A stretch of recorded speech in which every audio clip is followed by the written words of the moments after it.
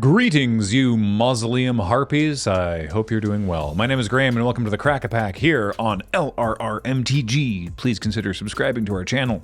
Today, I'm opening this pack of Rivals of Ixalan, which was given to us by Xantos69 through the mail in July of 2019. If you want to send us packs through the mail in July of 2019, first you'll need a time machine. If you want to do it now, you can do it to this address.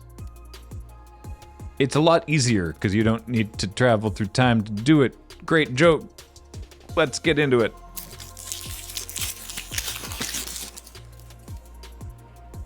Lovely. Now I fondly, this is kind of funny, recall Rivals of Ixalan as the set where they were really starting to experiment with ways to fix the problem of big set, small set drafting. And then they killed big set, small set.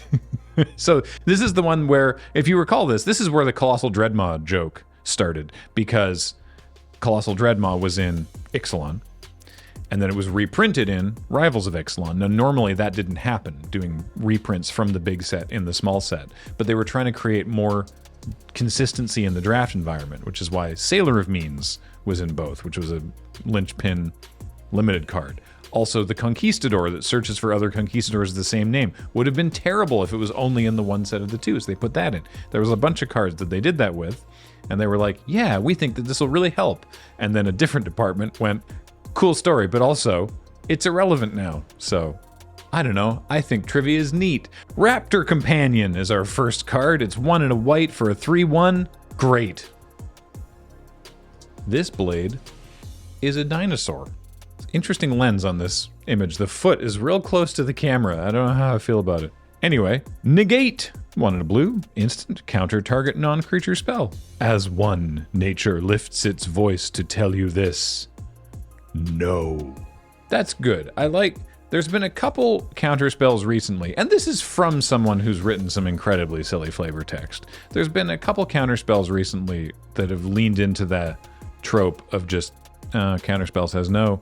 Maybe a little hard, but I do like that one. I think that one's very, it's nice. I like that a lot. It's like the very ley lines of nature say, kick rocks. I enjoy it. It's so brazen, freebooter. Was that a segue? Was that any good? No? Okay, great. Brazen freebooter, 3 and a red for a 3/3 human pirate. When brazen freebooter enters the battlefield, you make a treasure. Is Ixalan where treasure came from? Commander hasn't been the same since. Boy, this set has a lot to answer for. Anyway, yeah, it's a 3/3 for 4 that makes a treasure. It was playable. You ran that card. You weren't looking to run it, but, you know, generally you need 23 cards in a draft deck. Speaking of which, it's Plummet. Good old Plumet. 1 and a green for an instant, destroy target creature with flying. Yeah. Good. Recover is next. This is an interesting one. 2 and a black, sorcery. Return target creature card from your graveyard to your hand and draw a card. I love having effects like this in Limited because people always kill my best creature. So I like to be able to get it back. And also you get to draw a card from this one. So it's like it's expensive for a Disentomb, but also you get another card as well. So that's nice. Jadecraft Artisan, 3 and a green for a 3/3. So it's another 4 mana 3/3. But this one says when it enters the battlefield, target creature gets +2/+2 until end of turn. So you can make something else big and do big hit with it. More importantly, it's a merfolk. Again, expensive for a merfolk. This was like one of the more expensive merfolks you were gonna ever run in the merfolk deck if you were gonna be in that deck, but again,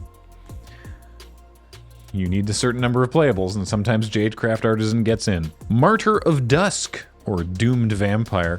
1 and a white for a 2/1 vampire soldier, and when it dies, you make a 1/1 vampire creature token with lifelink. This strong 2-power vampire dies, but then creates a slightly weaker vampire, but with lifelink now. What is going on here? Should I fall take up our standard and carry on. The Legion must always prevail. Oh, okay. So just this one dies, and then another vampire's like, I got your hat. Whee! Or standard, I guess, the standard. But presumably also the hat, because it's a neat-looking hat. Impale. 2, black for a sorcery. Destroy target creature. I kind of like when removal is just really simple. It's 4 mana sorcery, and you get to kill a thing. Like Eviscerate from Dominaria. I don't know, I kind of like that. This is not great, but you run this every single time. Big fan of Impaling. I don't know how I feel about that.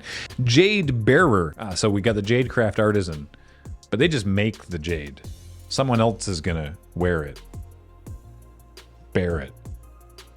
It's this one. 1 mana green mana for a 1/1 Merfolk Shaman. When it enters the battlefield, you put a +1/+1 counter on another target Merfolk you control. Because she's also giving the jade to someone else. Who's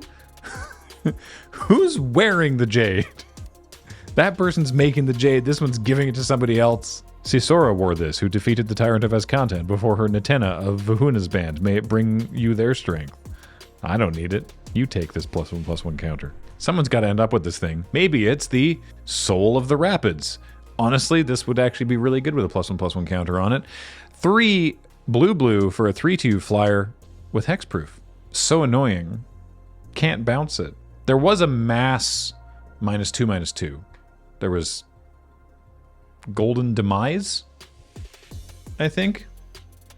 So if you put a Jade Bearer counter on it, then you... I don't know. Soul of the Rapids, you're like, oh, flying and hexproof. What? For some reason, it like just wasn't as amazing as you might think. Maybe there was a lot of reach. I don't remember why. It's still good. I would still run it, but maybe I'm bad. Enter the Unknown. Single green mana for a sorcery. Target creature you control explores. Also, you can play an additional land this turn. Explore, as a reminder, because this set came out in 2018, is a mechanic where you reveal a top card of your library. Put that card into your hand if it's a land. Otherwise, put a +1/+1 counter on the creature, then put the card back, or put it in your graveyard. So you reveal the top card, and if it's a land, you just draw it. You just get the land. Because they were exploring. They're like, check it out, I found land. And you're like, oh, neat. And if they find something that's not a land, another creature or a treasure, I guess, is the flavor there, then they get to wear the +1/+1 counter. They kill the... I'm not quite sure how that flavor works. They get a counter, and then you can either be like, oh, good, I'm going to draw that next turn. I'll just put that right back. Or go, this isn't going to help me, and then you put it on the bottom. Or in the graveyard. Exploring was neat. It was messed up in Standard. Jadelight Ranger. Explores twice. Just can't stop exploring. Next, it's Siren Reaver. 3 and a blue for a 3/2 Siren Pirate. Siret? No, we'll workshop that one. It's better than Pyron. It's got Raid. It costs 1 less to cast if you have attacked with a creature this turn, and it has flying. So yeah, Raid was just do a thing if you've attacked this turn. Sometimes it would happen during combat, sometimes it'd be after combat. In this case, 3/2 flyer for 3. But that's pretty good rate. So if you can attack with something, then good stuff. Daring Buccaneer. Daring Bucky's truck stop. Daring Buccaneer. One of these jokes will land someday. Single red mana for a 2/2 human pirate. As an additional cost to cast Daring Buccaneer, reveal a pirate card from your hand or pay 2. So it's a 3 mana 2/2, which is not great. But if you're in pirates, you just sort of go, I've got this pirate now and this pirate later. And then this one only costs 1 mana. So pretty cool. Like that a lot. Our rare is not like strictly playable, in limited anyway. Form of the Dinosaur. Shape of a piece of cardboard. 4 red for an enchantment. When it enters the battlefield, your life total becomes 15. So like maybe late game this like really tips the scales, I guess. But wait. With our new friend comes new power. At the beginning of your upkeep, Form of the Dinosaur deals 15 damage to target creature an opponent controls. and that creature deals damage equal to its power to you. Oh man, it's awesome! So it's not a may, it's all right, look, we're gonna give you a bit of a life total buffer, because presumably you're below 15 now casting your 6-drop red enchantment. So now you're back up to 15. Now you have to, not your creatures, you have to fight your opponent's creatures. And you can keep punching them, but they're gonna punch you back. We're ready to morph into action! And yeah, I don't know. I don't think this was really a thing in Limited. If you have a good story about it, I'd love to hear it, because I'm sure that there's people out there who managed to like make this work and do some fun stuff in games of Sealed or something, but I don't know about that. And then we have a dinosaur token. It's got trample, so that's nice. The pack as a whole, it will probably not shock you to learn, is worth about 86 cents. Which, oof. But it does have Impale, so I will first pick Impale. And at least there's good news there.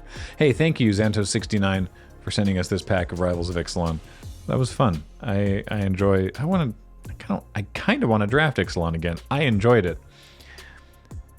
I'm the problem. Until next time, a reminder, of course, that this show and everything we do is brought to you by you and your kind support of our Patreon at patreon.com/loadingreadyrun. Check out our store for magic stuff like sleeves and playmats and all those things. And of course, thank you all just for being here. Until next time, I have been Graham, Paul has been on tech today, Matt edits these, and Heather gets them online, and thank you all so much for watching. See you next time.